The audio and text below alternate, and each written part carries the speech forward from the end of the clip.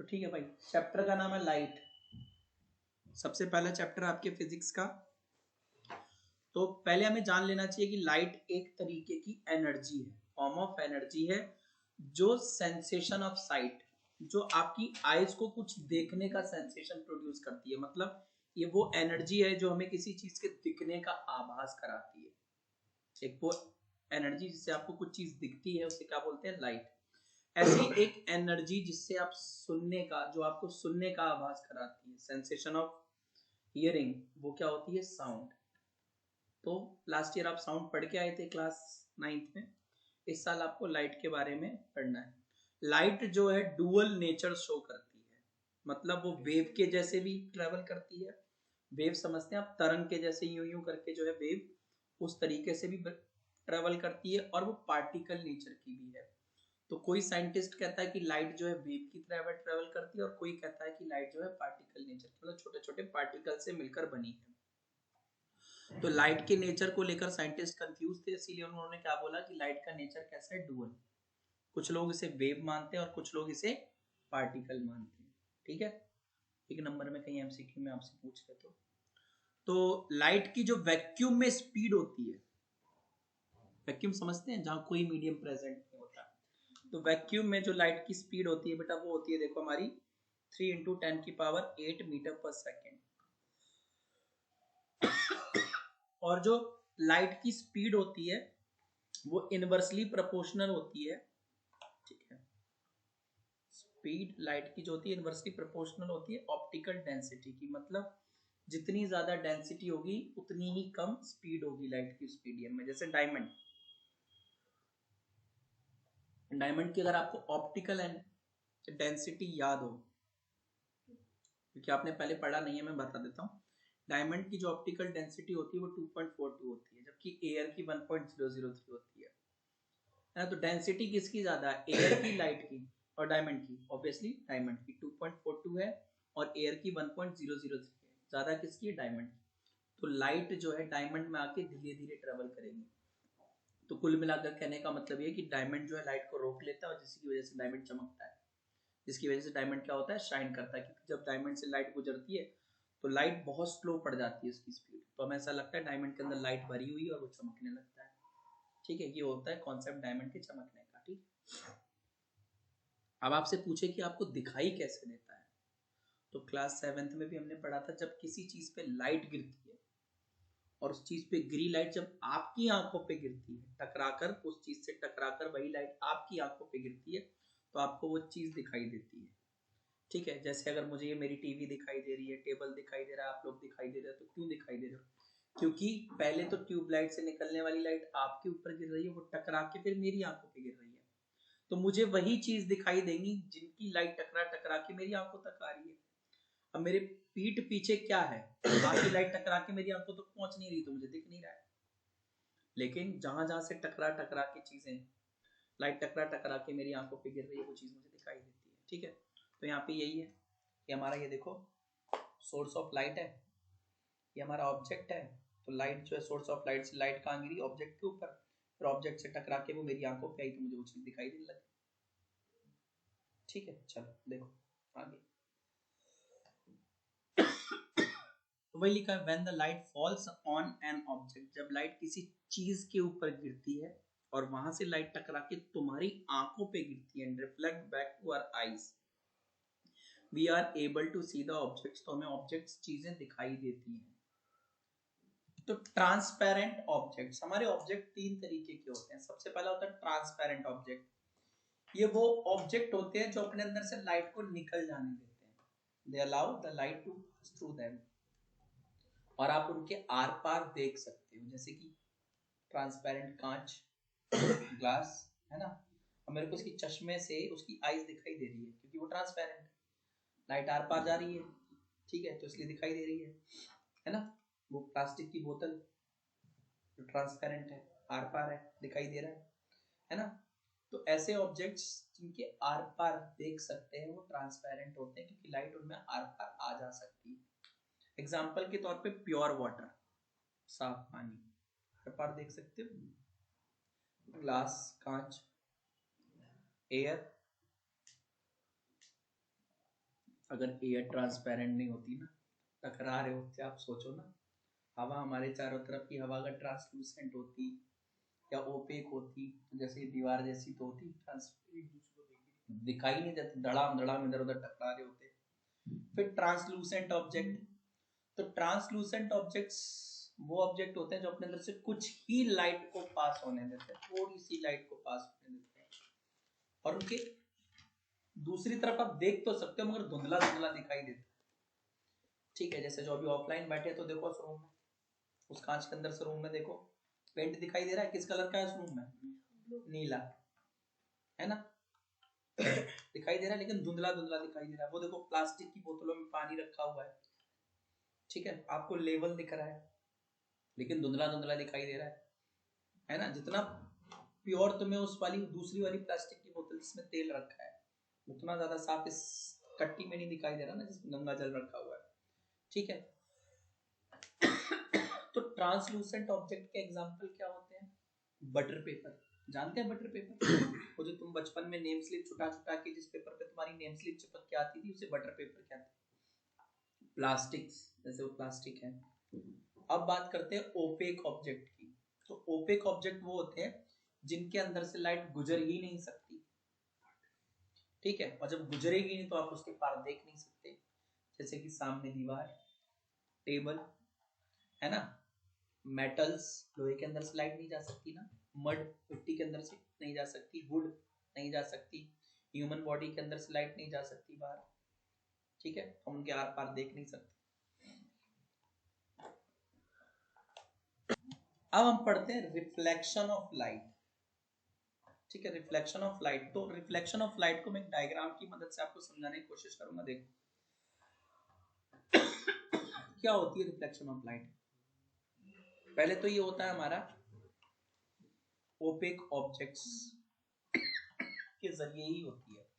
जब लाइट किसी सरफेस पे आके गिरती है, हमारी लाइट है, और ये जो नीचे मैंने यूं बनाई थी सरफेस है। जब लाइट किसी सरफेस पे आके गिरती है और जिस मीडियम से आई उसी मीडियम में वापस चली गई, उसी मीडियम में वापस चली गई, मतलब उसको पार नहीं किया, उसको दूसरी तरफ नहीं गई, सेम मीडियम में रही, मतलब उसको पार नहीं किया। तो इस प्रोसेस को हम बोलते हैं रिफ्लेक्शन। क्या बोलते हैं? Reflection of light. ये चीज हमारी पता है कैसी है? ये जो सरफेस है बेटा, जनरली क्या 99% में ओपेक ही होगी सरफेस, लेकिन अगर ये सरफेस ट्रांसपेरेंट होती तो लाइट पार निकल जाती, पानी होता तो लाइट आर पार निकल जाती, कांच होता आर पार निकल जाती, हवा होती आर पार निकल जाती, है ना? इसे कहते हैं रिफ्रैक्शन। इसे क्या कहते हैं? रिफ्रैक्शन। फिलहाल हम लोग पढ़ने वाले हैं रिफ्लेक्शन, ठीक है, तो हम रिफ्लेक्शन पढ़ लेते हैं। ठीक है, तो रिफ्लेक्शन में क्या होता है कि लाइट जब किसी सरफेस पे गिरती है, ठीक है, लाइट जब किसी सरफेस पे गिरती है तो वो उसके ऊपर आके टकराती है, टकरा के सेम मीडियम में वापस चली जाती है, बाउंस बैक कर जाती है, उसकी डायरेक्शन बदल जाती है मगर, ठीक है। जैसे आप बॉल, कोई आपको बॉल कराता है बैट से, उसको मारते हो, ठीक है, सेम डायरेक्शन में मारते हो नहीं ना, डायरेक्शन बदल के मारते हो, ठीक है, सेम लाइट का केस होता है। तो इस प्रोसेस को कहते हैं रिफ्लेक्शन ऑफ लाइट। अब ये दो तरीके का होता है रिफ्लेक्शन, एक रेगुलर रिफ्लेक्शन होता है बेटा, और एक होता है इररेगुलर रिफ्लेक्शन। रेगुलर रिफ्लेक्शन क्या है तो समझो, देखो डायग्राम से समझो। जब लाइट किसी स्मूथ सरफेस पे, चिकनी जगह पे गिरती है ना, तो आएगी, इंसिडेंस होगी और बाउंस बैक होगी, फिर इंसिडेंस होगी, बाउंस बैक होगी। तो जो लाइट की रेज होती है ना, पैरेलल आती है और पैरेलल ही चली जाती है, किसमें? स्मूथ रिफ्लेक्शन में। तो देखो अब बात करते हैं इररेगुलर में। इररेगुलर क्या होता है? Rough surface. रफ सरफेस पे लाइट आती तो पैरेलल, लेकिन पैरेलल जाती नहीं है, और ये रफ सरफेसेस से होता है। जैसे हमारी स्किन के ऊपर लाइट गिर रही है, तो क्या हमारी स्किन स्मूथ है? नहीं है। तो क्या होगा? लाइट जब हमारी स्किन की सरफेस पे गिरेगी, स्किन पे गिरेगी, तो इररेगुलर रिफ्लेक्शन होगा। क्या होगा उसका? इररेगुलर रिफ्लेक्शन होगा, ठीक है। और उस इररेगुलर रिफ्लेक्शन की वजह से हमें आसपास की सारी चीजें दिखाई देती हैं। एक तो रेगुलर रिफ्लेक्शन है। क्या हर सरफेस, तुम ये बताओ कि आप जो दुनिया में चीजें देख रहे हो सबकी सब स्मूथ है? नहीं है ना। ये टेबल स्मूथ है? क्या तुम्हारा चेहरा, क्या मेरे हाथ पैर, क्या मेरे बाल स्मूथ है? नहीं है, उबड़ खाबड़ है ना। समझ रहे हो ना। अब स्मूथ का मतलब ये नहीं हाथ लगा एकदम चिकना नीचे हाथ पे चल जाए, वो वाला स्मूथ नहीं चाहिए। स्मूथ का मतलब है उबड़ खाबड़ है हमारी स्किन, ठीक है, बिल्कुल प्लेन नहीं है। तो हमारे शरीर पे जब भी लाइट गिरती है वो भी रिफ्लेक्ट होती है, और तभी तो मैं आपको देख पा रहा हूँ या मुझे देख पा रहे हो। लेकिन इस तरीके के रिफ्लेक्शन को बोलते हैं इर्रेगुलर रिफ्लेक्शन। क्या बोलते हैं? Irregular reflection. लेकिन जब आपकी लाइट इस टेबल पे जो कि बिल्कुल चिकना है, या वो दरवाजा जो कि बिल्कुल चिकना है उस पे गिरती है, ठीक है, तो उससे भी रिफ्लेक्शन होता है। तो जब चिकनी चीजों से या स्मूथ सरफेस से लाइट टकरा के वापस जाती है रेगुलर रिफ्लेक्शन, और जब रफ सरफेस से टकरा के जाती है तो इर्रेगुलर रिफ्लेक्शन, ठीक है। अब रेगुलर रिफ्लेक्शन के कुछ नुकसान है। जब लाइट चिकनी चीजों पे गिरती है तो कभी कभी ग्लेयरिंग ऑफ लाइट होती है। बताता हूँ ग्लेयरिंग ऑफ लाइट क्या होता है। तुम रात में जब हाईवे पे जा रहे होते हो और अपनी गाड़ी लेके, पापा चला रहे होते हैं, आपके भैया दीदी जो भी चला रहे होते हैं, सामने से कोई गाड़ी वाला आपकी गाड़ी पे जब लाइट मारता है तो एकदम ही अंधेरा अंधेरा सा हो जाता है। उस इफेक्ट को कहते हैं ग्लेयरिंग इफेक्ट, देखा है। तो रेगुलर रिफ्लेक्शन में ये होता है क्योंकि कांच चिकनी होती है एकदम, है ना, एकदम बहुत सारी लाइट एक साथ रिफ्लेक्ट करने लगती है और आपकी आंखों पे एकदम अंधेरा छा जाता है। इर्रेगुलर रिफ्लेक्शन में ऐसा होता ही नहीं है। इर्रेगुलर रिफ्लेक्शन में लाइट मोस्टली एब्जॉर्ब हो जाती है, ठीक है, या फिर टेढ़ी मेढ़ी चली जाती है। इर्रेगुलर रिफ्लेक्शन की वजह से ही आपको चीजें दिखाई देती है। इर्रेगुलर रिफ्लेक्शन की वजह से ही आपको चीजें दिखाई देती है। तुम पे गिर रही, मुझ पे गिर रही, इस ट्यूबलाइट पे गिर रही है लाइट, ट्यूबलाइट पे भी तो गिरी रही होगी, तभी तो आप देख रहे हो। उस बूफर पे गिर रही है, कार्तिक की स्किन पे गिर रही है, कार्तिक के बाल पे गिर रही है, कहीं भी गिर रही है, तो ये चीजें दिखाई दे रही है। मेरे सोफा पे गिर रही है, उस मैट पे गिर रही है, क्या वो सब चिकनी है? नहीं है, बट दिख तो रही। इर्रेगुलर रिफ्लेक्शन, इर्रेगुलर रिफ्लेक्शन ही चीजों को देखने में मदद करता है। अब समझ लो बीम ऑफ लाइट। अब अगला हमारा बीम ऑफ लाइट, जब बहुत सारी रेज ऑफ लाइट जो कि सेम डायरेक्शन में जा रही होती है उनको इकट्ठा करते हैं और वो एक बंडल बना लेती है। मतलब एक ही डायरेक्शन को जाने वाली लाइट्स को जब हम इकट्ठा करते हैं तो उनका एक बंडल बनता है। उस बंडल को अपन क्या बोलते हैं? Beam of light.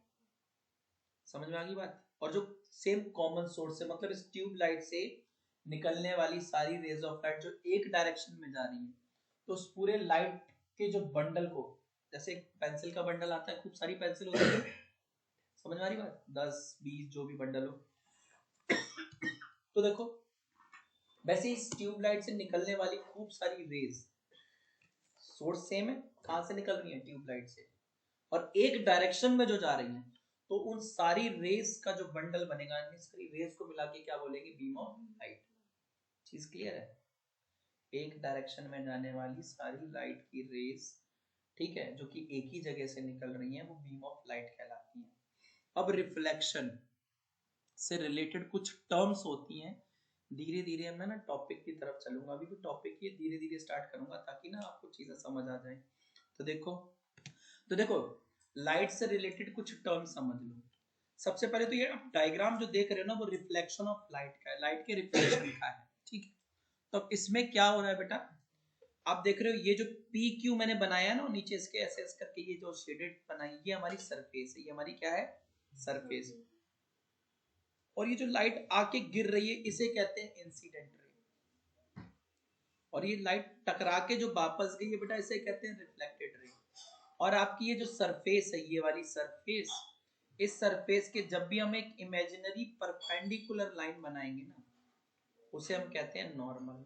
क्या बोलते हैं? नॉर्मल। समझ में आ रही बात? हमारी सरफेस के परपेंडिकुलर ये जो लाइन होती है उसे अपन क्या बोलते हैं? नॉर्मल, ठीक है। और ये इमेजिनरी लाइन होती है। अब आगे समझो, ठीक है, अब आगे समझो जरा, इसमें आगे क्या हो रहा है ना, देखो बेटा ना, अब एक चीज समझो, इस इंसिडेंट रे दिख रही है ना आपको? इंसिडेंट रे देखो, एक ये नॉर्मल है और एक इंसिडेंस रे है, इसके बीच में एक एंगल बन रहा है। इसे एंगल ऑफ इंसिडेंस कहते हैं। ऐसे ही हमारा नॉर्मल और ये जो रिफ्लेक्टेड रे के बीच में एंगल बन रहा है इसे एंगल ऑफ रिफ्लेक्शन कहते हैं। चीजें समझ आ रही है?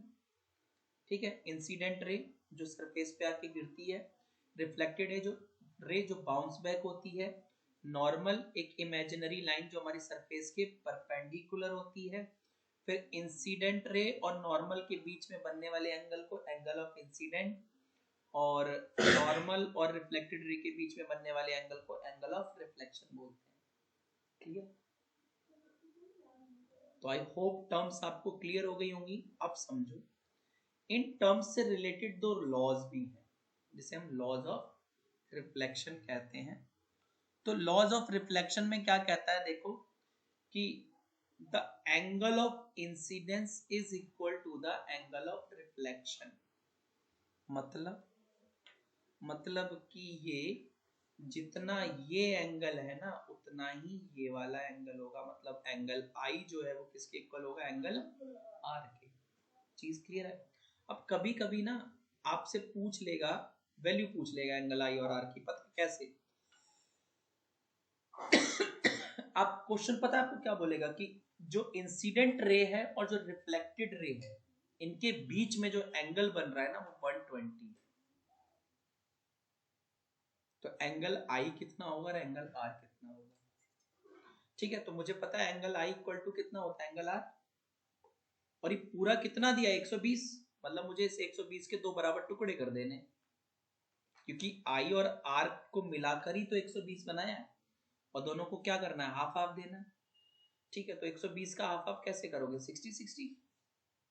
समझ में आ गई बात? क्लियर? तो क्वेश्चन ना बहुत घुमा के पूछ सकता है, वो इसी तरीके से घुमा देगा। या कभी कभी क्या करेगा, और बताऊं मैं तुम्हें क्वेश्चन का तरीका। ठीक है,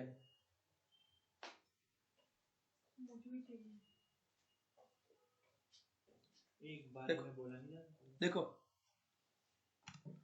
कभी कभी क्या करेगा, ये एंगल दे देगा आपको, जस्ट अ मिनट, ये वाला एंगल कहेगा 35 है, एंगल आई की वैल्यू निकालो। तो तुम्हें एक चीज पता है कि इतना पूरा कितना होता है 90, ये पूरा कितना होता है 90। ठीक है, तो 90, अब देखो इधर 90, अरे इधर देख लो 90 तो ये पूरा जोड़ के है, इसको जोड़ के, इस 35 और इस आई को जोड़ के, तो आई की वैल्यू कितनी आ जाएगी 90 माइनस 35, 55। तो आई की वैल्यू 55, उतना ही आर है, तो आर भी कितना आ जाएगा 55। निकाल लोगे पेपर में जाके, क्वेश्चन को कैसे भी घुमाई कर लोगे। ठीक है, चलो तो अब आगे बढ़ते हैं।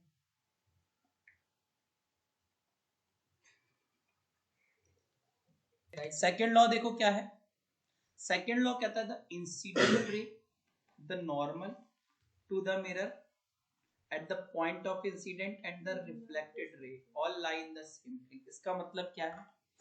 इसका मतलब तुम ऐसे समझ लो कि जो इंसिडेंट रे है ये वाली रे, ये जो नॉर्मल है, ठीक है, और ये रिफ्लेक्टेड रे है। अच्छा, तीनों जिस पॉइंट पे मिलती है ना उसे बोलते हैं पॉइंट ऑफ इंसिडेंस।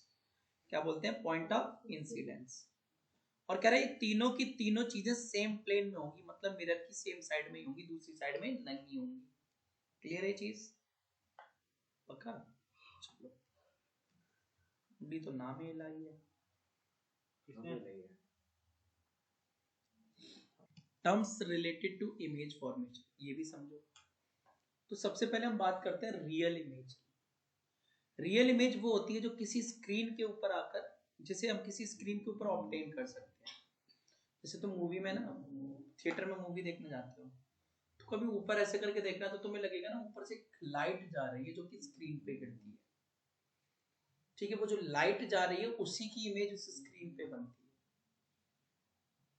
ठीक है, तो वो इमेज कहां बन रही है? स्क्रीन पे, तो वो रियल इमेज है।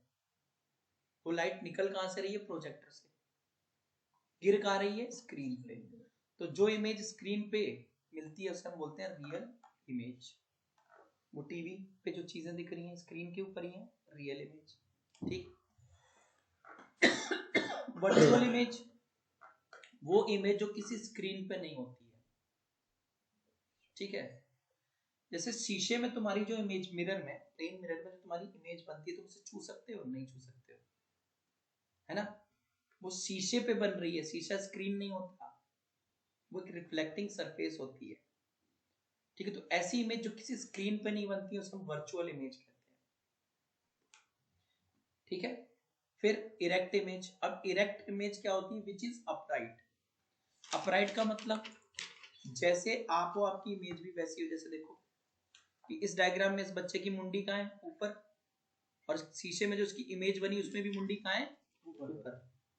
तो इस तरीके की क्या बोलते हैं? अपराइट इमेज होती है। और ये आपको कहाँ देखने को मिलती है? प्लेन मिरर में, जो आप जब रोज अपना चेहरा देखते हो जाके। ठीक है, फिर एक होती है इन्वर्टेड इमेज। इन्वर्टेड इमेज में जैसे मान लो आप खड़े तो ऐसे हो, मुंडी आपकी ऊपर है, लेकिन जब आपकी इमेज देखोगे ना वो उल्टी होगी, मुंडी नीचे दिख रही होगी। जैसा कि अब चम्मच की एक साइड में दिखता है आपको। ठीक है, चम्मच की इनर वाली साइड में जाके देखना, वहां पे आपको ऐसे ही दिखेगा। ठीक है, चलो जिस साइड पे आप खाने का फूड पार्टिकल रखते हो वो वाली साइड से देखना। अभी लेटरल इन्वर्जन। तो लेटरल इन्वर्जन में क्या होता है कि ना, इमेज का, और जो ऑब्जेक्ट का इमेज में लेफ्ट राइट को दिखता है, राइट लेफ्ट में दिखता है। ठीक है, जब ऑब्जेक्ट का इमेज में लेफ्ट पोर्शन राइट में दिखने लग जाए और राइट लेफ्ट में, तो इस प्रोसेस को बोलते हैं लेटरल वर्जन। ठीक है, सेम प्लेन मिरर में होता है। प्लेन मिरर के सामने आप एक पेज पे अपना नाम लिख के ले जाना, और ऐसे रखना, वो उल्टा नजर आएगा। ठीक है, इसीलिए कभी भी आपने देखा होगा एम्बुलेंस पे एम्बुलेंस ऐसे उल्टा लिखा जाता है, AMBULANCE। अब ऐसा लिखने के पीछे रीजन क्या होता है? ताकि भैया जो आगे वाली ड्राइवर, जो एम्बुलेंस के आगे वाला ड्राइवर अपनी गाड़ी चला रहा है, वो अपने रियर व्यू मिरर में, वो शीशा जो उसकी कार गाड़ी में लगा हुआ है उसमें देखे तो उसकी इमेज सीधी नजर आए उसको, तो पढ़ ले अच्छा एम्बुलेंस आ रही है पीछे, उसको रास्ता दे दे। ठीक है, और एम्बुलेंस को रास्ता देना जो है एक बहुत अच्छा काम होता है। प्लस क्या बोलते हैं, नहीं दोगे तो फिर 5,000 10,000 का चूना लग जाएगा। ठीक है, तो ये हमारा कर्तव्य होता है कि we should give way to the ambulance. ठीक है, चलो अब प्लेन मिरर में बनने वाले इमेजेस के कैरेक्टरिस्टिक्स आप याद कर लो। तो आप जो भी प्लेन मिरर में इमेज देखते हो ना बच्चों, वो वर्चुअल होती है, क्योंकि आप उसको किसी स्क्रीन पे ऑब्टेन नहीं कर सकते, और वो इरेक्ट होती है। अगर आप मुंडी ऊपर करके खड़े हो तो आपको इमेज भी मुंडी ऊपर करके दिखाई देगी, इरेक्ट इमेज। और प्लेन मिरर में क्या होता है, जितना बड़ा ऑब्जेक्ट होता है उतनी ही बड़ी इमेज की साइज होती है। ठीक है, फिर आप कभी करके देखना, आपका जो ड्रेसिंग टेबल होता है उसके जितने जितने पास जाओगे देखोगे वो इमेज आप उसके पास आ रही है, वो आपके पास आ रही है। जैसे जैसे आप पीछे जाने लग जाओगे आप देखोगे उस शीशे में इमेज आपकी पीछे जा रही है। मतलब distance of the image formed, जो इमेज बन रही है उसका डिस्टेंस और जो ऑब्जेक्ट है दोनों का डिस्टेंस क्या होगा? इक्वल, बराबर होगा। याद रख। ठीक, एमसीक्यू में पूछेगा घुमा के कि find the mirror, give the name the mirror, जिसका मतलब ये सारे फीचर लिख के दे देगा, जिसमें सारे फीचर देख बनते हैं। ठीक है, फिर the image formed is literally inverted. आपके शीशे में जो घर में इस्तेमाल होता है ड्रेसिंग टेबल वाला, उसमें literally inverted images, left right में दिखता है, राइट लेफ्ट में दिखता है। ठीक है, चलो अब शुरू करते हैं मेन पार्ट। ठीक है, जहां से आपके भारी भरकम क्वेश्चंस आने की उम्मीद है और आते भी हैं। तो वो टॉपिक है हमारा स्फेरिकल मिरर्स। स्फेरिकल मिरर ये वो मिरर होते हैं जिनकी रिफ्लेक्टिंग सरफेस, वो सरफेस जहां से रिफ्लेक्शन होता है वो स्फेयर शेप की हो, या किसी स्फेयर का पार्ट हो। ठीक है, किसी स्फेयर का पार्ट हो। बनता कैसे देखो ना, मैं बताता हूँ आपका एक स्फेरिकल मिरर कैसे बनता है। तो एक बड़ा सा गोल स्फेयर लिया जाता है, कांच का गोला लिया जाता है जो कि ट्रांसपेरेंट होता है हर तरफ से, उसके दो टुकड़े कर दिए जाते हैं। एक टुकड़ा ऐसा होता है और एक टुकड़ा ऐसा होता है। एक को क्या करते हैं, बाहर से पॉलिश कर देते हैं और एक को अंदर से पॉलिश कर देते हैं। ठीक है, तो अब इस वाले मिरर में रिफ्लेक्शन कहाँ होगा, इधर से पॉलिश कर दिया तो इमेज इधर तो बनेगी नहीं, इमेज कहाँ बनेगी, इस साइड बनेगी। ठीक है, तो ये हमारा कहलाएगा कॉनकेव मिरर। क्या कहलाएगा, कॉनकेव मिरर। ठीक है, और दूसरे टाइप का जो हमारा मिरर है उसमें देखो इधर तो पॉलिश कर दिया है तो इधर तो इमेज बनेगी नहीं। इमेज कहाँ बनेगी, लाइट अगर यहाँ गिरेगी तो यही बनेगी सरफेस पे। तो अब ये हमारा कहलाता है कॉन्वेक्स मिरर। क्या कहलाता है, कॉन्वेक्स मिरर।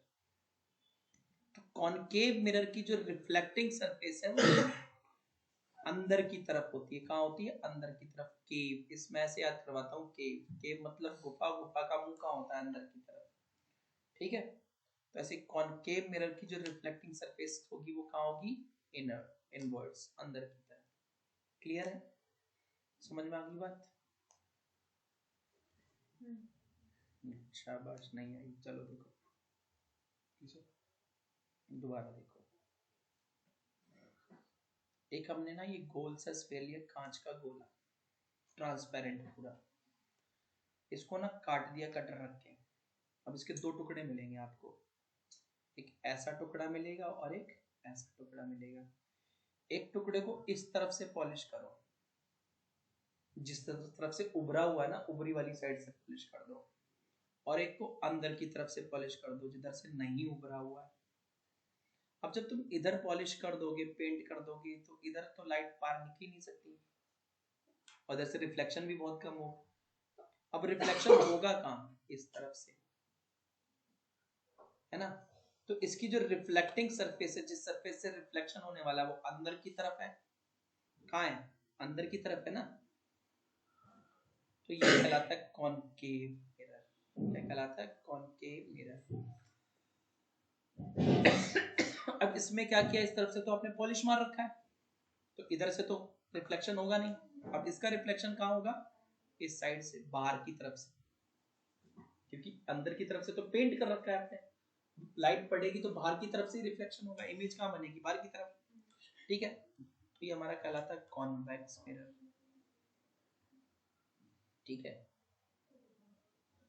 समझ में आ गई बात। अब देखो, अब ध्यान से देखना इनको ना, कि अब क्योंकि जब हमने मिरर पढ़ लिया तो इन मिरर से रिलेटेड बहुत सारी टर्म्स आने वाली हैं, और टर्म्स पे जरा फोकस करना आप लोग, ठीक है। तो टर्म्स क्या है हमारी, वो देखिए आप। तो डेफिनेशन लिखी हुई है, कॉनकेव मिरर और convex mirror. The mirror whose reflecting surface is inward, वो मिरर जिसकी रिफ्लेक्टिंग सरफेस अंदर की तरफ से, जैसे इसकी देख रहे हैं आप, इसकी जो रिफ्लेक्टिंग सरफेस है, ये वाली सरफेस को रिफ्लेक्टिंग कहते हैं, नॉन पॉलिश्ड सरफेस। बाहर से तो हमने इसकी पॉलिश कर रखी है ना, तो जिस सरफेस को पॉलिश नहीं कर रखा उसको रिफ्लेक्टिंग सरफेस कहते हैं। बाहर की तरफ है कि अंदर की तरफ है, अंदर की तरफ है ना। तो जिसकी रिफ्लेक्टिंग सरफेस अंदर की तरफ और बाहर से पॉलिश की गई हो, polish surface is outward, is called concave mirror. अब कॉन्वेक्स मिरर में क्या था, कि जिसकी रिफ्लेक्टिंग सरफेस बाहर की तरफ हो और पॉलिश कहाँ किया हो, वो अंदर की तरफ से, उसे क्या कहते हैं, कॉन्वेक्स मिरर। ठीक, आगे समझना। अब इन स्फेरिकल मिरर्स में ना कुछ टर्म्स आती हैं, वो टर्म्स आपको समझनी पड़ेंगी। तो क्या क्या टर्म आती है, सबसे पहले तो आएगा पोल। तो देखो, मान लो हमारा मिरर यहाँ से लेकर यहाँ तक है, ऐसे करके ये हमारा जो मिरर है ना बेटा, यहाँ से लेकर, और इसके ऊपर इमेज है, अच्छा इसके ऊपर बनेगा नहीं, जस्ट अ मिनट। अरे भैया इसमें ना यही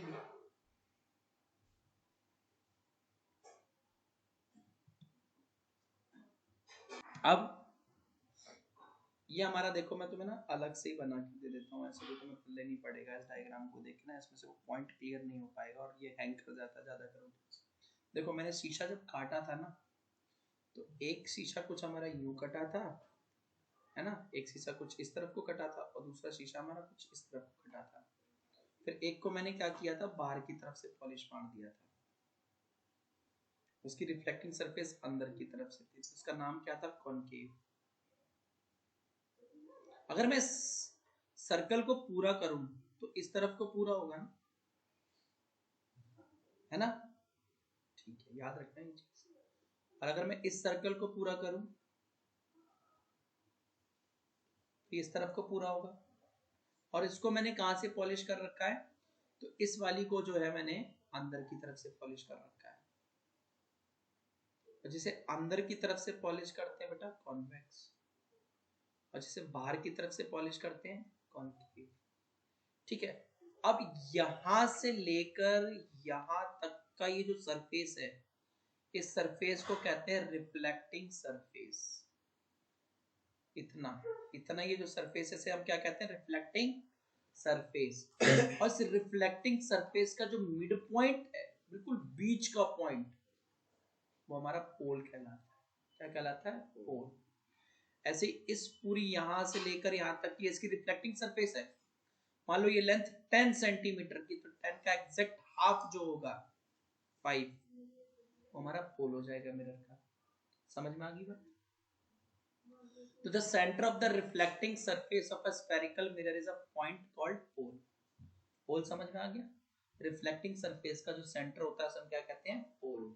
ठीक है, अब it lies on the surface of the mirror. ये मिरर के ऊपर होगा, ऊपर ही तो है, देखो ना, मिरर के ऊपर ही तो है, इसमें भी मिरर के ऊपर है, मिरर की सरफेस पे है ना। ठीक है, और पोल को कैपिटल पी से रिप्रेजेंट करते हैं। अब अगला क्या है? Centre of curvature. तो एक चीज समझो यार, मुझे पता ही है जो मैंने इतना लाल सा मिरर लिया है वो किसी ना किसी स्फेयर को काट के बनाया गया था। और स्फेयर का हमें पता है एक सेंटर होता है। हर स्फेयर का क्या होता है? सेंटर। तो मान लो इस स्फेयर का तो सेंटर ये सी रहा होगा, तो इस सेंटर को, इस सी को, ये सेंटर हमारे इस स्फेयर का भी है और यही सेंटर हमारे इस मिरर का भी है। तो इस सेंटर को बोलते हैं सेंटर ऑफ कर्वेचर। क्या बोलते हैं? Centre of curvature. सेम इसमें भी, अगर मैं सर्कल को पूरा करूं, ये भी स्फेयर बन गया, और इस स्फेयर को पूरा करूं, इसका एक सेंटर होगा। तो जो स्फेयर का सेंटर होगा वही हमारे मिरर का सेंटर होगा, और सेंटर को क्या बोलेंगे? Centre of curvature. ठीक है, अच्छा, और इसको सी से डिनोट करते हैं। और ये मिरर के ऊपर होता है क्या? नहीं, मिरर के ऊपर नहीं होता। देखो, तो ये तुम्हारा ये कॉनकेव मिरर है ना, कॉनकेव मिरर में मिरर के सामने होता है, रिफ्लेक्टिंग सरफेस के सामने ही तो है। और कॉन्वेक्स मिरर में रिफ्लेक्टिंग सरफेस तो ये है, उसके पीछे की तरफ होता है, behind the mirror. Convex mirror में सेंटर ऑफ कर्वेचर कहाँ होता है? Behind the mirror. देखो, मिरर किसको बोलते हैं? इसको। कॉन्वेक्स में ये मिरर है और कॉनकेव में ये मिरर है। जिस सरफेस से रिफ्लेक्शन उसे मिरर कहते हैं। तो यहाँ पे तुम देख रहे हो, इस केस में, कॉनकेव के केस में, इसका सेंटर ऑफ कर्वेचर इसके सामने ही मिरर के, और इस केस में क्या है? मिरर इधर है और जबकि इसका सेंटर ऑफ कर्वेचर उसके पीछे है, तो बिहाइंड द मिरर। ये चीजें याद रखना, एक एक नंबर में ना एमसीक्यू में पूछ के फंसा देगा वो आपको। अब फिर रेडियस ऑफ कर्वेचर। तो रेडियस ऑफ कर्वेचर क्या होगा? इस सेंटर से पोल तक की दूरी को क्या बोलेंगे? Radius of curvature. या जिस स्फेयर से हमने ये मिरर बनाया था, उस स्फेयर का जो रेडियस होगा वही हमारे इस स्फेयर का, इस स्फेरिकल मिरर का भी क्या होगा? रेडियस। और रेडियस को कैपिटल आर से डिनोट करते हैं। ये चीजें क्लियर होगी आपको अभी तक? श्योर। अब हम बढ़ते हैं आगे की तरफ। टर्मिनोलॉजी पे ध्यान देना थोड़ा सा, ये फंसा लेगा। तो अब देखो बेटा, हमारा बहुत कुछ मिटाने को हो गया यार, बार बार।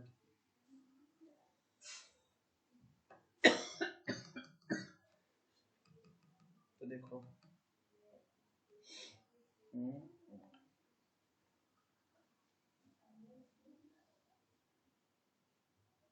Principal axis.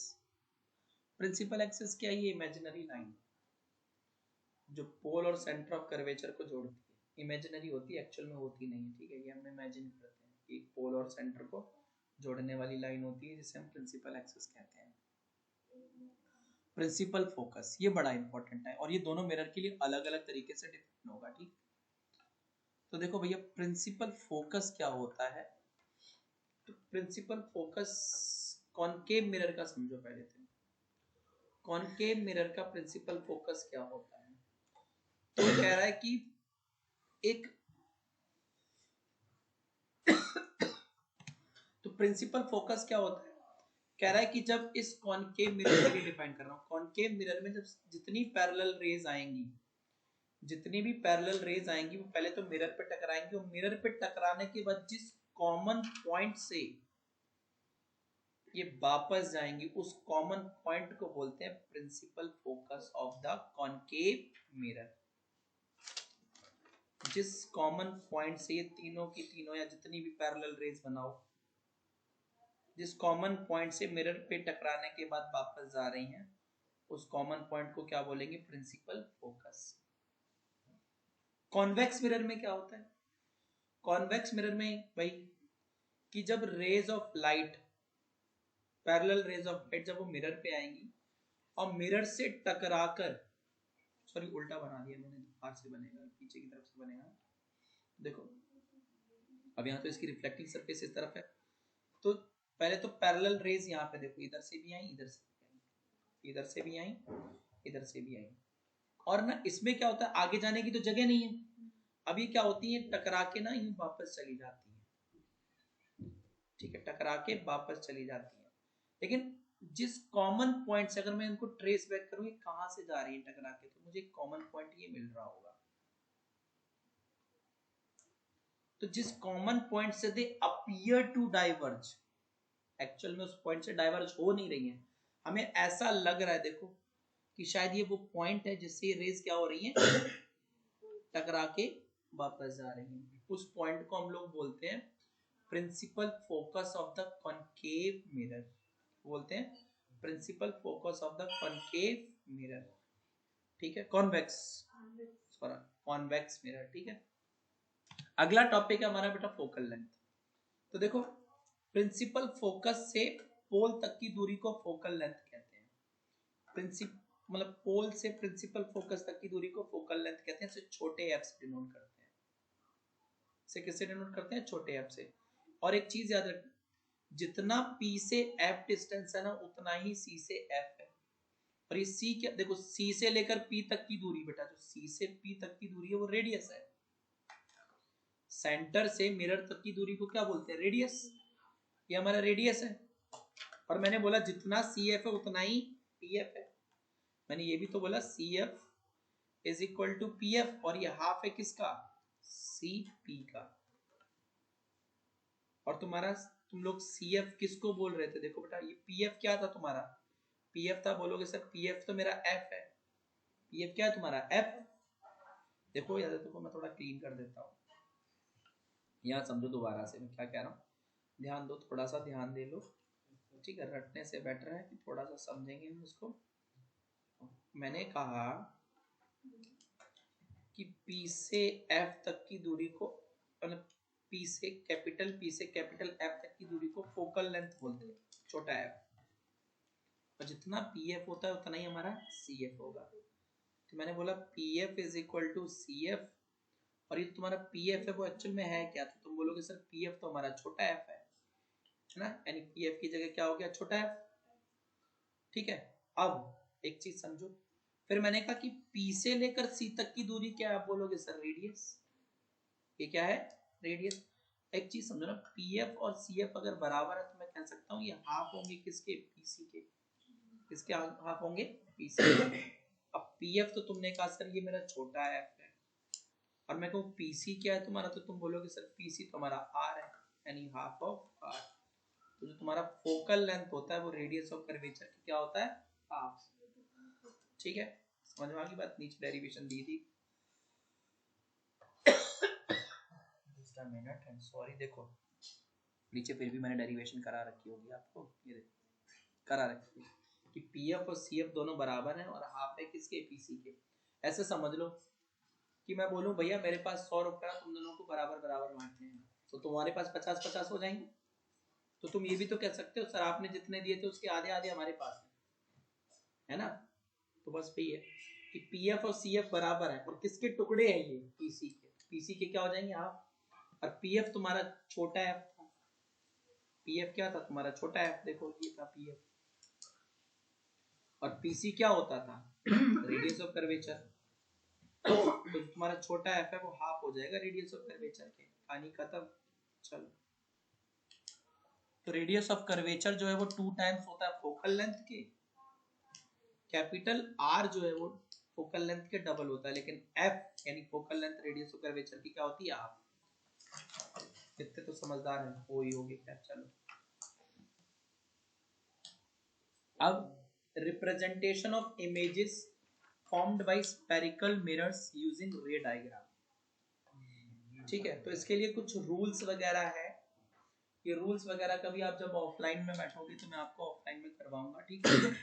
और बाकी इमेज फॉर्मेशन में आपको कभी और कराऊंगा। तो पहले image formation by concave mirror, ठीक है। इसके कुछ डायग्राम्स आप देख लो, मैं डायग्राम से आपको समझा देता हूँ, ठीक है। बनाना कभी अब बाद में सिखा दूंगा आपको, ठीक है। देखो ये हमारा कॉनकेव मिरर है, क्यों है, क्योंकि बाहर से पॉलिश किया हुआ है, ठीक है। ये इसकी एक प्रिंसिपल एक्सिस है, और हमने क्या किया, हमने अपने ऑब्जेक्ट को इंफिनिटी पे रखा है। तो ऑब्जेक्ट से रे ऑफ लाइट जाएगी, प्रिंसिपल फोकस से गुजरेगी। इंफिनिटी पे रखे हुए में क्या होता है कि ऊपर से भी जाती है और नीचे से भी जाती है, वो भी कहां से गुजरेगी, फोकस से। तो दोनों रेस टकराने के बाद जब फोकस पे गुजरी तो मिली कहां, दोनों की दोनों फोकस पे, ये वाली रे और ये वाली रे कहां मिली। मैं पेन बदल देता हूँ तो तुम्हें चीजें क्लियर हो जाएंगी। मार्क देखो, मान लो एक ही हमारी रेड वाली रे ऑब्जेक्ट से निकली, ये रे, तो क्योंकि ऑब्जेक्ट हमने जब भी ऑब्जेक्ट को हम इंफिनिटी पे रखेंगे तो ऊपर नीचे दोनों से रेस हो जाते हैं।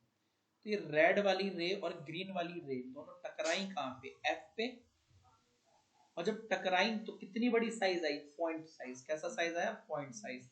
और क्या एक्चुअल में लाल और हरी रेस टकराई थी, टकराई थी। देख रहे हो ना, सच में टकरा रही है ना दोनों की दोनों। देखो लाल वाली और हरी वाली, अब देख रहे हो ना एक जगह पे टकरा रही है, कहां टकरा रही है, एफ पे। तो जब दो रेस टकरा के इमेज बनाती है तो उसे बोलते हैं रियल, क्या बोलते हैं, रियल इमेज। और ये इमेज जो बनेगी ना वो उल्टी बनेगी। आपने ऑब्जेक्ट ऊपर यूं रखा हुआ है, जबकि इमेज क्या बनेगी, उल्टी बनेगी। तो इन्वर्टेड है। ऑब्जेक्ट कहाँ रखा था आपने, इंफिनिटी पे, और आपकी इमेज कहाँ बन रही है बेटा, फोकस पे, एफ पे बन रही है ना। और इसका अगर मैं साइज बोलूं तो ऑब्जेक्ट देख रहे हो कितना बड़ा था, ये ग्रीन वाला ये ऑब्जेक्ट था आपका, और इमेज कितनी बनी, पॉइंट साइज्ड। तो आपकी size of image highly diminished, बहुत छोटी, कितनी छोटी, पॉइंट साइज्ड, ठीक है। पॉइंट साइज, आपको ये चीजें याद रखनी पड़ेंगी। अगर आपको ये याद है तो आपके न्यूमेरिकल्स बहुत प्यार से निकल जाएंगे, ऐसे ही समझो। अगर हम ऑब्जेक्ट को क्या करते हैं, इन्फिनिटी से थोड़ा सा खिसका के मिरर के पास लेके आ जाते हैं, मिरर के थोड़ा पास ले आते हैं, यानी सी पे रख देते हैं, सेंटर ऑफ, मतलब बियॉन्ड सी से थोड़ा, सेंटर ऑफ कर्वेचर से थोड़ा पीछे। तो क्या आएगा, ऑब्जेक्ट से पहले रे ऑफ लाइट जाएगी, ऑब्जेक्ट से सबसे पहले हमारा ऑब्जेक्ट है ए बी, इस ऑब्जेक्ट से क्या होगा, एक रे ऑफ लाइट जाएगी बेटा, देखो ये रे ऑफ लाइट जाएगी, मिरर पे टकरा के प्रिंसिपल फोकस से गुजर जाएगी। फिर एक दूसरी रे ऑफ लाइट क्या होगी, ऑब्जेक्ट से निकलेगी और सीधा सेंटर ऑफ कर्वेचर से मिरर पे टकरा जाएगी, और वो बाउंस बैक करेगी, जिस रास्ते आई थी उसी रास्ते चली जाएगी। अभी काली वाली और ये जो रेड कलर की है, मरून जो भी कलर है, दोनों रेस कहाँ मिली, तो आप बोलोगे सर दोनों रेस ना सी और एफ के बीच में मिल रही है ना। कहाँ मिल रही है, सी और एफ के बीच में, और ऑब्जेक्ट कहाँ बन रहा है, नीचे की तरफ। लेकिन क्या दोनों रेस टकराई, एक्चुअल में टकराई, क्योंकि दोनों रेस देखो, काली वाली और लाल वाली रेस टकराई थी, यानी रियल। और देखो ऑब्जेक्ट यहाँ ऊपर की तरफ पर, इमेज नीचे की तरफ है, तो इन्वर्टेड। और दोनों टकरा के कहाँ मिली आके, तो देख रहे हो अब दोनों इमेजेस कहाँ मिल रही है, सी और एफ के बीच में। तो इमेज कहाँ बनेगी बेटा, बिटवीन सी एंड एफ पे, इमेज कहाँ बनेगी, सी एंड एफ पे। और साइज ऑब्जेक्ट देखो मान लो कितना बड़ा था, और इमेज बड़ी है छोटी है, थोड़ी सी छोटी है तो डिमिनिश्ड, थोड़ी सी छोटी है तो डिमिनिश्ड, ठीक है।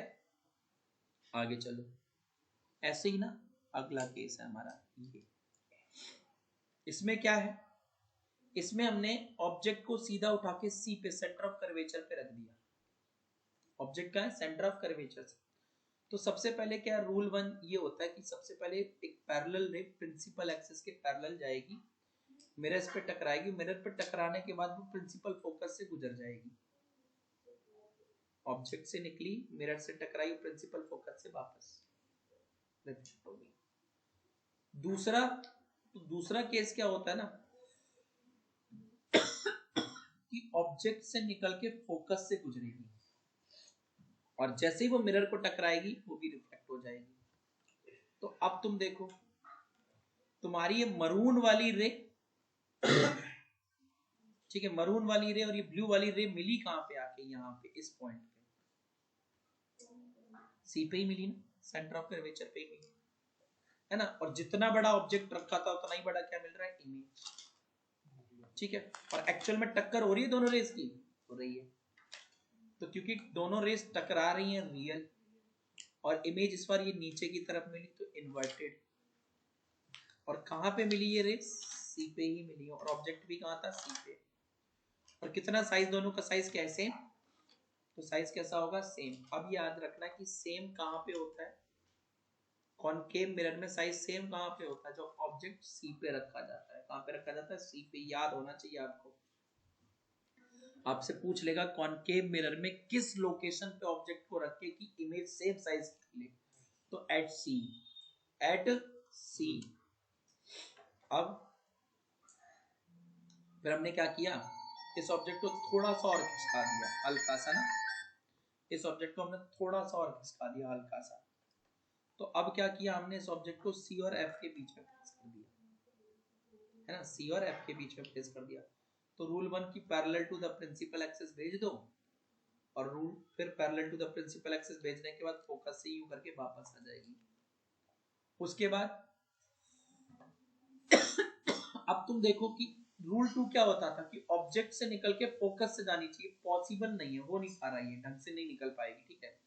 तो एक रूल 3 होता था, वो ये कहता था कि सी से पास करा दो सीधा। कहां से पास करा दो, सी से। तो देखो दोनों रेस कहां आके मिल गई, इस पॉइंट पे। ये हमारा सी था, सेंटर ऑफ कर्वेचर से पीछे मिली है ना, दोनों रेस सेंटर ऑफ कर्वेचर से पीछे मिली है, बियॉन्ड सी। तो इमेज कहां बनेगी बच्चों, बियॉन्ड सी। और ऑब्जेक्ट था कहां आपका, ऑब्जेक्ट कहां रखा है, देखो दोनों ऑब्जेक्ट कहां है, सी और एफ के बीच में, है ना। देखो सी और एफ के बीच में ही तो आपने मोमबत्ती रख रखी है, और इमेज कहां बन रही है, सी से पीछे, पीछे बोले तो बियॉन्ड सी। अभी भी दोनों रेस टकरा रही है ना, रियल, और इमेज उल्टी बन रही है, इन्वर्टेड। ऑब्जेक्ट इतना सा और इमेज इतनी सी है, बड़ी इमेज है, एनलार्ज्ड, ठीक है। अब अगला चलते हैं, अगला केस। तो अगले केस में क्या करना है, ऑब्जेक्ट को थोड़ा और खिसका दो, खिसका के कहां रख दो, फोकस के ऊपर। ऑब्जेक्ट उठाया, फोकस पे चिपका दिया। तो रूल 1 कि फोकस से मिरर तक पैरेलल जाने दो, जाने दी। फिर उसके बाद क्या करना है, जैसे ही मिरर को टकराएगी फोकस से गुजर जाए, अभी भी गुजर रही है, ठीक है। अब रूल 2 तो लग नहीं रहा। रूल 2 क्या कहता था कि ऑब्जेक्ट से निकल के फोकस से गुजरे, सीधी सीधी। ऑब्जेक्ट से निकल के फोकस से ऐसे थोड़ी गुजर जाएगी, है ना। तो रूल 2 नहीं लग रहा। तो रूल 3 क्या कहता था, सेंटर ऑफ कर्वेचर से जाके सीधी सीधी रिबाउंड करवा दो। अब क्या ये दोनों रेज, ये वाली रे और ये वाली रे मिलेगी, कभी नहीं मिलेगी। पैरेलल जा रही है, लेकिन पैरेलल रेज साइंस में मिलती है, साइंस में पैरेलल रेज मिलती है कहाँ, इन्फिनिटी पे। कहाँ मिलती है, इन्फिनिटी पे। साइंस में पैरेलल रेज मीट करती है, मैथ्स में नहीं करती, साइंस में करती है। कहाँ करती है, इन्फिनिटी पे। मतलब मीट करेंगी ना, कहाँ करेंगी, इन्फिनिटी पे। तो इमेज कहाँ बनेगी, इन्फिनिटी पे। कहाँ बनेगी इमेज, ऑब्जेक्ट है एफ पे, इमेज कहाँ बन रही है, इन्फिनिटी पे। बनेगी ना रियल, इन्वर्ट, तो उल्टी बनेगी जाके। अब तुम सोचो इतनी सी ऑब्जेक्ट है, इतना छोटा सा ऑब्जेक्ट है ये रहा, इतना सा ऑब्जेक्ट। तुम खुद इमेजिन करो जब तुम इसे मिलाओगे जाके, तो वहां पे जहां पे भी ये रेज मिलेंगी वहां कितना बड़ा इमेज बनेगा, हाईली एनलार्ज्ड।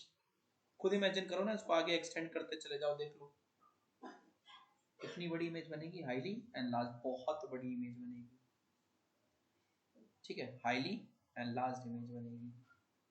और एक लास्ट केस कॉन्केव मिरर का।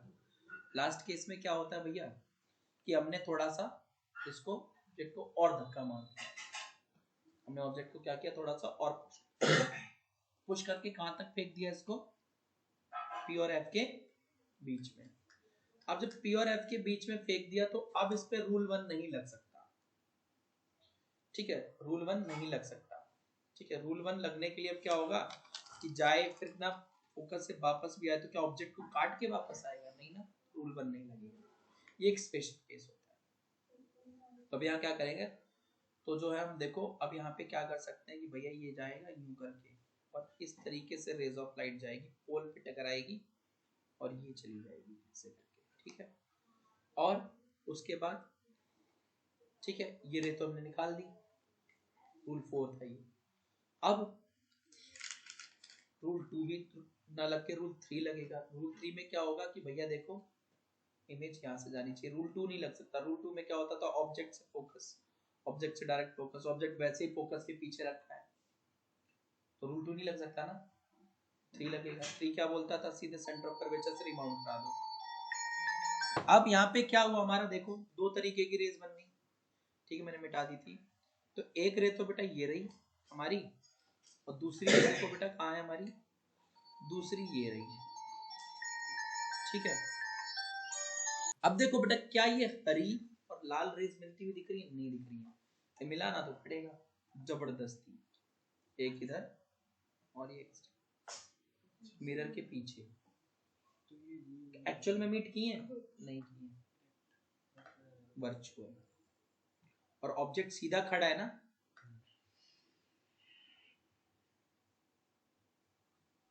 और इमेज भी सीधी खड़ी है, इरेक्ट।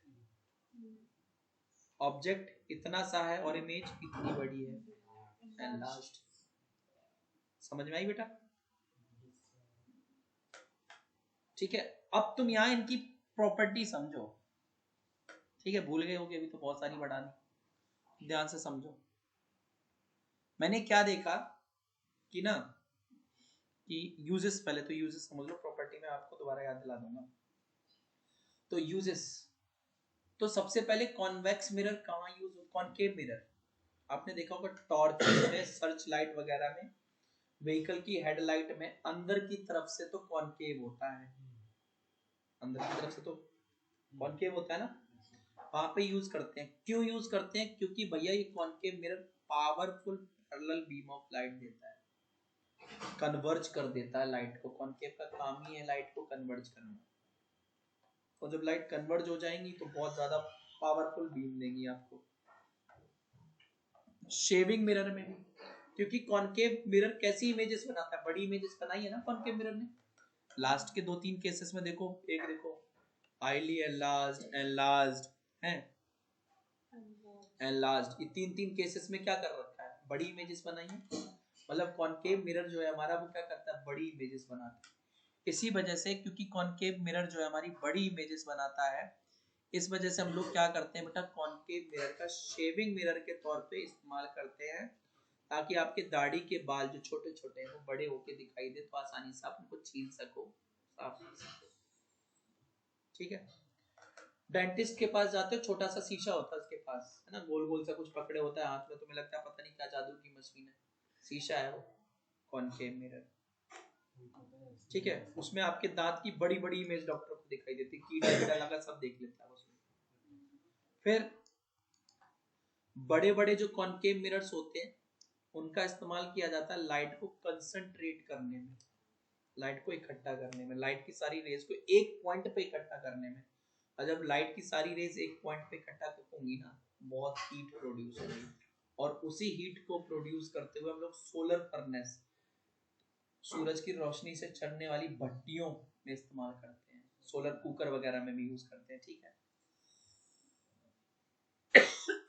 कॉन्वेक्स मिरर की बात करें तो कॉन्वेक्स मिरर में दो ही केस है।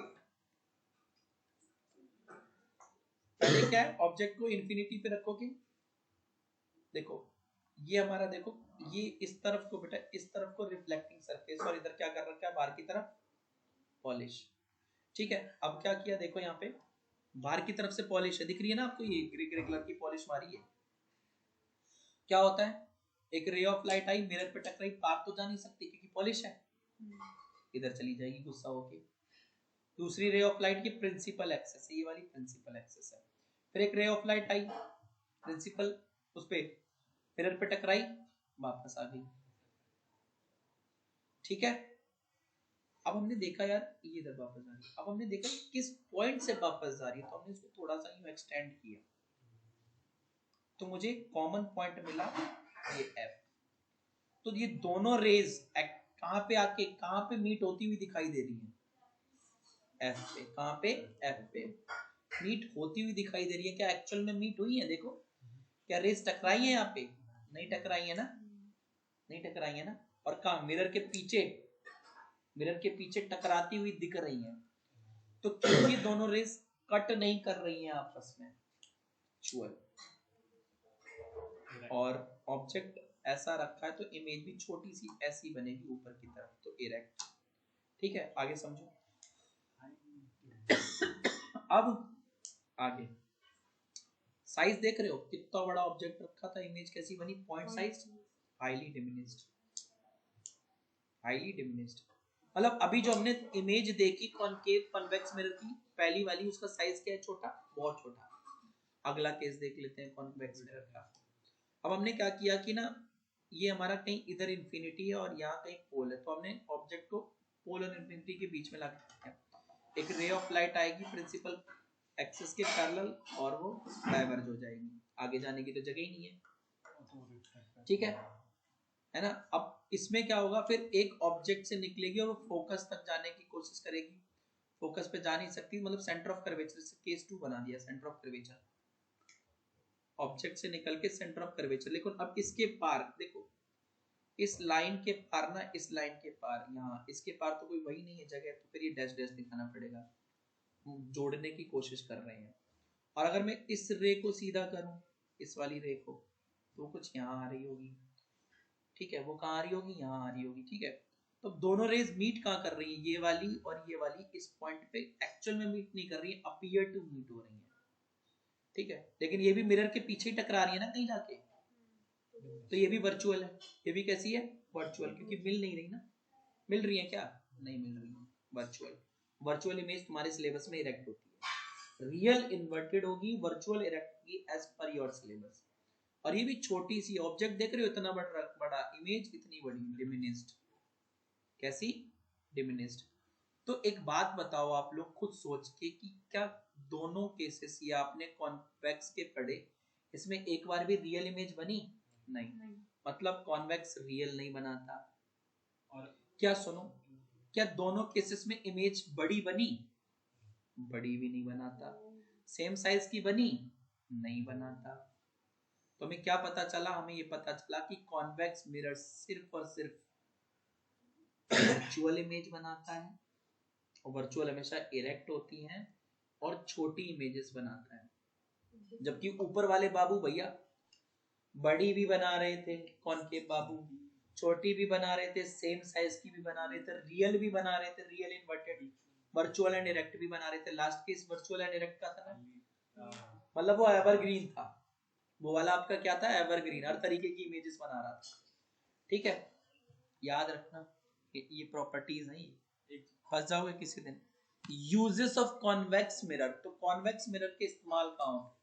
आप पुराने जमाने में जब कभी बड़े बड़े, अब तो खैर ये चीजें कम हो गई है, जब आपने लार्ज ऑफिसेस वगैरह, स्टोर, हॉस्पिटल्स वगैरह में देखा होगा, वो लोग क्या करते थे, बड़े बड़े कॉन्वेक्स मिरर लगा लेते थे छत, मतलब कहीं टेरेस अपनी ऐसे छत पे लगा लेते थे, और वहां से ना पूरी दुकान में हो रही गतिविधियों को ऐसे करके ऊपर देखते रहते थे। कॉन्वेक्स मिरर की एक खूबी है कि बड़े से एरिया की इमेज छोटी सी जगह पे बना देती, तो पूरे कॉम्प्लेक्स की इमेज ना एक छोटी सी चीजें पे बनती रहती थी। मस्त करके दुकानदार बैठा रहता था, देखता था, अच्छा कार्तिक जेब में चॉकलेट डाल रहा है, आ बेटा अभी बताता हूँ। ठीक है, ऐसे ही तुमने देखा होगा रोड किनारों पे तुमने स्टील के शीशे देखे, जहाँ पे तिराहा बनता है, चौराहा बनता है ना, वहां पे भी देखना स्टील के शीशे देखे होंगे, देखे हैं? वो भी कॉन्वेक्स मिरर के, उसकी सरफेस देखो कि बाहर को उभरी हुई होती है, ताकि कोई इधर से दौड़ता हुआ फुल स्पीड में, उधर से फुल स्पीड में और इधर से फुल स्पीड में, तिराहे पे आके भिड़ ना जाए, तो टक्कर बचने के लिए। फिर तुमने देखा है जो तुम्हारे गाड़ियों के शीशे होते हैं, चाहे वो स्कूटी हो, चाहे वो आपकी मोटरसाइकिल हो, चाहे आपकी कार, चाहे आपका ट्रक हो, चाहे आपकी बस हो, उसमें जो शीशे होते हैं जिसे हम रियर व्यू मिरर कहते हैं, जो पीछे की तरफ की चीजों को दिखाता है ना, वो कॉन्वेक्स मिरर होते हैं। और क्यों वो इस्तेमाल करते हैं? क्योंकि कॉन्वेक्स मिरर एक लार्ज, बड़ी सी जगह पे बनने वाले, बड़ी सी जगह पे फैले ऑब्जेक्ट्स की इमेज छोटी सी जगह पे बना देता है। ठीक है, मतलब वो क्या करता है, एक छोटी सी इमेज, डिमिनिश्ड इमेज बनाता है उन ऑब्जेक्ट्स की जो बहुत सारे एरिया पे फैले हुए हैं। तो रोड पे तुम देखोगे, रोड पे ना पीछे तक की, दूर तक की गाड़ियों की इमेज आपके शीशे पे बन रही होती है। उसमें लिखा होता है objects in the mirror are closer than they appear, कि जो मिरर में तुम्हें ऑब्जेक्ट दिख रहे हैं वो एक्चुअल में और पास है। ये मत सोचना कि 4 किलोमीटर पीछे दिखाई दे रहा है, वो 500-300 मीटर पे ही होगा, जड़ के चला जाएगा बढ़िया करके। तो convex mirror were used in shops to keep an eye on shoplifter. तो जब, जैसे अभी मैंने तुम्हें बताया था कि क्या होता है, पहले शॉप्स में बिल्कुल ऊपर लगा देते थे तो चोरी चारी करने से बचाते थे। अभी भी ज्वेलरी वगैरह शॉप में अभी भी कई जगह जहाँ पे कैमरे वैमरे नहीं अफोर्ड कर सकते हैं गांव की तरफ, वो लोग अभी भी यही लगाते हैं। ठीक है, अगर किसी ने यहाँ पे देखा हो, दिव्य प्लस हॉस्पिटल देखा है पालम में, उसके बाजू में कोमार्ट है, किसने देखा है? उस कोमार्ट को कभी फ्लाईओवर से ऊपर देखना, उसकी छत, फ्लाईओवर के ऊपर की छत, उसकी बिल्डिंग का जो बाहर का स्ट्रक्चर है ना, बाहर एक शीशा सा लगा दिखता है कभी, वो कॉन्वेक्स मिरर लगा रखा है। वो तो क्या चोरी वोरी के लिए, उसने डिजाइन के लिए लगा रखा है ना। इसके अलावा कभी तुम एटीएम वगैरह में जाओगे, एटीएम के बिल्कुल ऊपर की तरफ, एटीएम में ऊपर की तरफ में छोटा सा गोल गोल सा मिरर होता है। ठीक है, वो क्या बोलते हैं, वो लगाया जाता है ताकि उसमें कस्टमर जो अपना पिन डाल रहा है वो देख सके कि पीछे कोई दूसरा खड़ा हुआ बंदा आपका पिन तो नहीं देख रहा है। ठीक है, अभी देखा है? नहीं देखा है, दिखा देते हैं आपको, 2 मिनट रुक जाओ। ठीक है, दिखा देते हैं, जस्ट अ मिनट। तो देखो बेटा, ये भाई साहब, ये आपको यहाँ पे दिख रहा होगा, ये गोला सा लाल गोले में ये जो है, ठीक है, अब तो देखा एटीएम में, देखा नहीं, इसीलिए होता है ताकि पीछे वाले नजर देख सको कि पिन तो नहीं देख रहा तुम्हारा, और बाकी आप सिर्फ टाइप पे फोकस करो।